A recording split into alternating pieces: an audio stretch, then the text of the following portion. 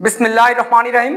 সুপ্রিয় শিক্ষার্থী বন্ধুরা, মহসিনস ইংলিশের পক্ষ থেকে আমি মহসিন স্যার তোমাদের সবাইকে জানাই শুভেচ্ছা ও অভিনন্দন। আজকে আমি তোমাদের জন্য যে টপিকটি নিয়ে আলোচনা করব সেটি অত্যন্ত গুরুত্বপূর্ণ একটি টপিক। সেটা হচ্ছে 6 to 12 সকল শ্রেণীর শিক্ষার্থীর জন্য প্যাসেজ নারেশন অত্যন্ত গুরুত্বপূর্ণ একটি টপিক। 6, 7, 8 এ প্যাসেজ নারেশন না থাকলেও অষ্টম থেকে 12 পর্যন্ত অত্যন্ত গুরুত্বপূর্ণ একটি টপিক হচ্ছে প্যাসেজ নারেশন। একটা নারেশন কি তুমি কিভাবে ডাইরেক্ট থেকে ইনডিরেক্ট করতে পারো, এই ভিডিওটি দেখার পরে তোমার প্যাসেজ নারেশন একদম পানির মতো ইজি হয়ে যাবে। তো চলো ভিডিওটা ফার্স্ট টু লাস্ট দেখতে হবে তোমাকে প্যাসেজ নারেশন করতে হলে। তাহলে প্যাসেজ নারেশন করার জন্য তোমাকে আগে প্রথমে পুরো প্যাসেজটুকু পড়তে হবে। সেখানে দুইজন বক্তা পাবে, মানে হচ্ছে কি এখানে দুইজন ব্যক্তিকে তুমি ফাইন্ড আউট করতে হবে। রিপোর্টিং ভার্বের সাবজেক্ট এবং অবজেক্ট এই নিয়ে তোমাকে জানতে হবে। তো দেখো আমি প্যাসেজটা পড়ি। দ্য ওল্ড ম্যান সেইড, বৃদ্ধ লোকটি বলেছিল, can you give me some food, আমাকে কিছু খাবার দিতে পারবেন। এই কথাটা কাকে বলছে, তুমি এখনো পাওনি। The old man said, can you give me some food, বৃদ্ধ লোকটি বলেছিল আমাকে কি কিছু খাবার দিতে পারবেন। তো দেখো, I have been starving for 3 days, আমি 3 দিন যাবত না খেয়ে আছি। সে বলছে I have been starving for 3 days, আমি 3 দিন যাবত না খেয়ে আছি। তো এখন বলো তো বৃদ্ধ লোকটি কাকে এই কথাটা বলেছে, তুমি কি এখনো পেয়েছো? এই প্যাসেজ নারেশনের ক্ষেত্রে রিপোর্টিং ভার্বের পরে রিপোর্টেড স্পিচ থাকবে, অথবা এখানে দেখো এই রিপোর্টেড স্পিচটা দুটো একসাথে থাকতে পারে। একটি বক্তা পরপর দুবার কথা বলতে পারে, 3বার কথা বলতে পারে। তা দেখো রিপোর্টিং ভার্বটি সেন্টেন্সের প্রথমও থাকতে পারে, মাঝখানেও থাকতে পারে, শেষেও থাকতে পারে। তুমি পুরোটা প্যাসেজ পড়লে বুঝে যাবে। তো দেখো, the old man said can you give me some food, can you give me some food, বৃদ্ধ লোকটি বলেছিল can you give me some food, আপনি কি আমাকে কিছু খাবার দিতে পারবেন। I have been starving for 3 days, আমি 3 দিন যাবত না খেয়ে আছি। তাহলে কাউকে একজন বলছে, এই যে দেখো পরের লাইনে বলা আছে, দ্য মেড সেড, এই মেড কি সে কথাগুলা বলেছিল। বৃদ্ধ লোকটি কাকে বলেছিল এই কথাগুলা, মেড কে বলেছিল। আমরা পেয়ে গেছি কাকে বলছে। The maid said why do you beg, আপনি কেন ভিক্ষা করেন। কান্ট ইউ ওয়ার্ক, আপনি কি কাজ করতে পারেন না। তখন সে প্রত্যুত্তরে বলেছিল হোয়াই ডু ইউ বেগ, আপনি কেন ভিক্ষা করেন। কান্ট ইউ ওয়ার্ক, আপনি কি কাজ করতে পারেন না। তখন প্রত্যুত্তরে বৃদ্ধ লোকটি আবার কি বলছে দেখো, no I am unable to work, না আমি তো কাজ করতে অক্ষম। দ্য ওল্ড ম্যান রিপ্লাইড, এখন আমরা পেয়ে গেলাম এই কনভারসেশনটি কার কার মধ্যে হয়েছে, একটা মেইড আর হচ্ছে একজন বৃদ্ধ লোকের মধ্যে হয়েছে।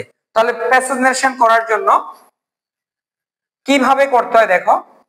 তাহলে এই যে রিপোর্টিং ভার্বটা আমরা পেলাম, দ্য ওল্ড ম্যান সেইড, এর জন্য দুইটা রিপোর্টেড স্পিচ এখানে দিয়েছে। Can you give me some food, এই দেখো ইনভার্টেড কমা এখান থেকে শুরু হয়েছে। I have been starving for 3 days, এখানে শেষ হয়েছে। তার মানে এই কথাটুকু কার, এই কথাটুকু হচ্ছে দা ওল্ড ম্যানের। তাহলে এই দা ওল্ড ম্যানের জন্য এখানে দুইটা রিপোর্টেড স্পিচ বলা হয়েছে। তার মানে একটি বৃদ্ধ লোক পরপর দুবার কথা বলেছে, can you give me some food, আপনি কি আমাকে কিছু খাবার দিতে পারবেন। I have been starving for 3 days, আমি 3 দিন যাবত না খেয়ে আছি। তো দেখো এখানে আমরা কিভাবে সাজাই এই যে রিপোর্টিং ভার্বটা সেড এর জন্য আমরা কিভাবে সাজাই একটু দেখো।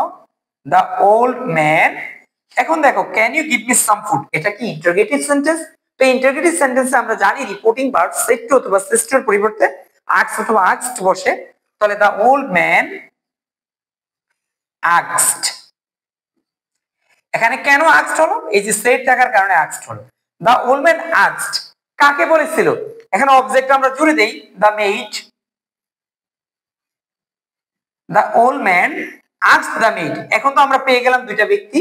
The old man asked the maid, এতটুকু পর্যন্ত আমরা চলে এসেছি। এরপর দেখো can you give me some food, এই সেন্টেন্সটা আমরা ইনডিরেক্ট করে ফেলবো। Can you give me some food, তাহলে আমরা জানি ইন্টারোগেটিভ সেন্টেন্স যদি অক্সিলারি ভার্ব যুক্ত হয় তাহলে সেখানে ইফ অথবা হয়দার দ্বারা আমরা কি করি, যোগ করি।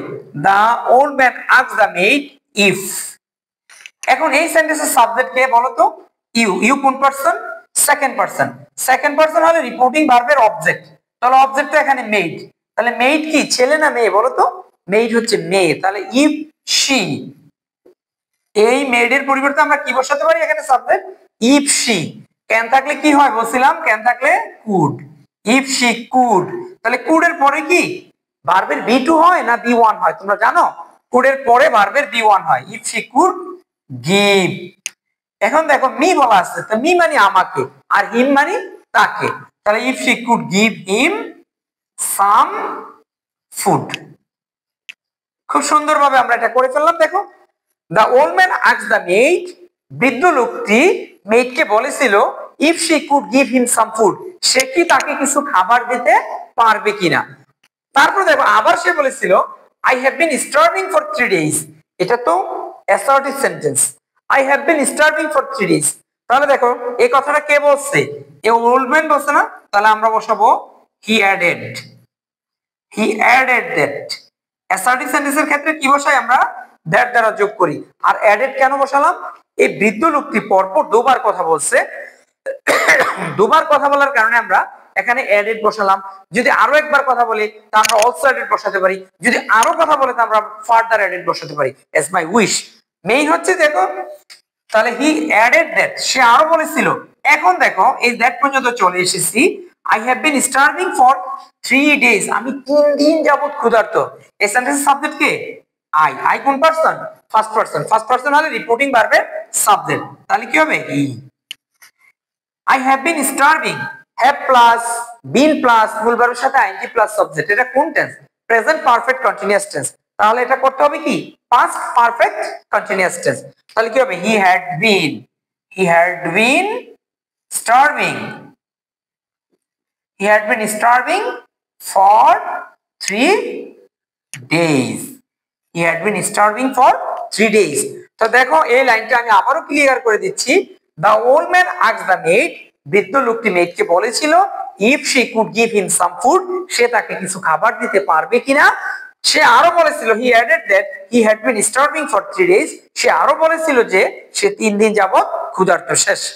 এই যে আমাদের এই রিপোর্টিং ভার্বের জন্য এই যে ইনভার্টেড কমা এখান থেকে এতটুকু দুইটা সেন্টেন্স আমরা ক্লিয়ার করে ফেললাম। এবার দেখো মেড কি বলে? the maid said why do you beg, why do you beg, can't you work, আপনি কেন ভিক্ষা করেন, কাজ করতে পারেন না। তো দেখো এই মেড কাকে বলছে এই কথাগুলো? the maid asked him, দেখো এটা ইন্টারোগেটিভ সেন্টেন্স।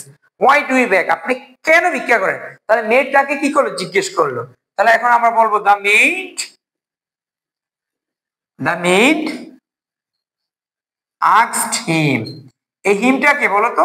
হিমটা হচ্ছে ওল্ড ম্যান, অথবা তুমি সরাসরি লিখতেই পারো the maid asked the old man, ইচ্ছা তোমার। the maid asked him। এখন দেখো আমরা জানি ইন্টারোগেটিভ সেন্টেন্সে ডাব্লিউএস ওয়ার্ড হলে ডাব্লিউএস ওয়ার্ডই থাকবে। তাহলে why এখন এই সেন্টেন্সটা হচ্ছে প্রেজেন্ট ইনডিফিনিট টেন্সে, তাহলে আমাকে প্রেজেন্ট ইনডিফিনিট থাকলে কি করতে হবে? পাস্ট ইনডিফিনিট টেন্স করতে হবে। তাহলে পাস্ট ইনডিফিনিট টেন্সের গঠন কি? সাবজেক্ট প্লাস ভার্বের বি টু প্লাস অবজেক্ট। তাহলে why he begged হয়ে গেল। দেখো তো এখানে সাবজেক্ট প্লাস মূল ভার্বের বি টু, এখানে অবজেক্ট নেই, তাহলে why he begged, তাহলে কি হবে? the maid asked him why he begged, মেয়েটাকে জিজ্ঞেস করেছিল কেন সে ভিক্ষা করে। এরপর দেখো can't you work, এই কথাটা কার? মেইডের না, তাহলে she also asked, এটাও তো interrogative sentence. can't you work, আপনি কেন কাজ, আপনি কি কাজ করতে পারেন না। তাহলে এই কথাটা কে বলছিল? মেইড বলছিল, তো দিলাম she। তাহলে আমরা এখানে কি ব্যবহার করব? she also asked, সে তাকে আরো জিজ্ঞেস করেছিল, she also asked him।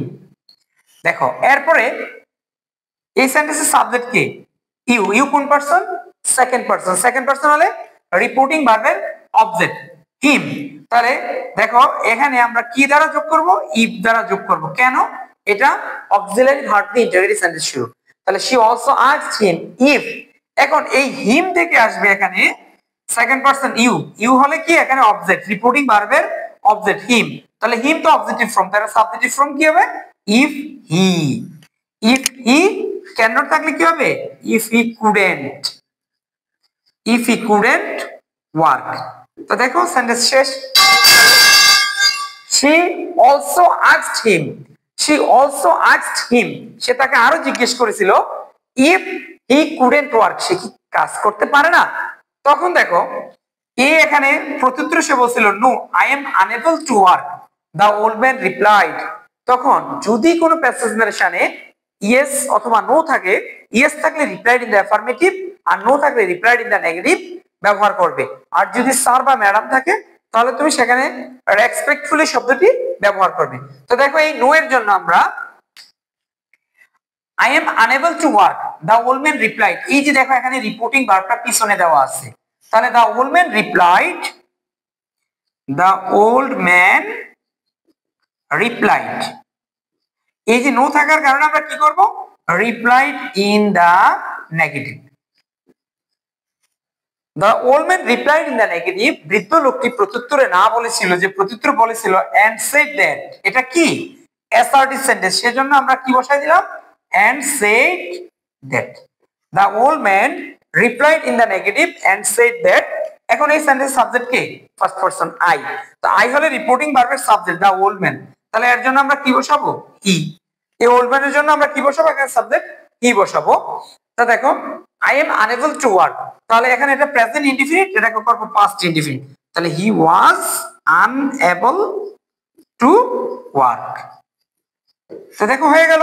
তাহলে আমরা কি করেছি, the old man replied in the negative and said that he was unable to work। বৃদ্ধ লোকটি প্রত্যুত্তরে না স্বরূপ বলেছিল যে সে কাজ করতে অক্ষম।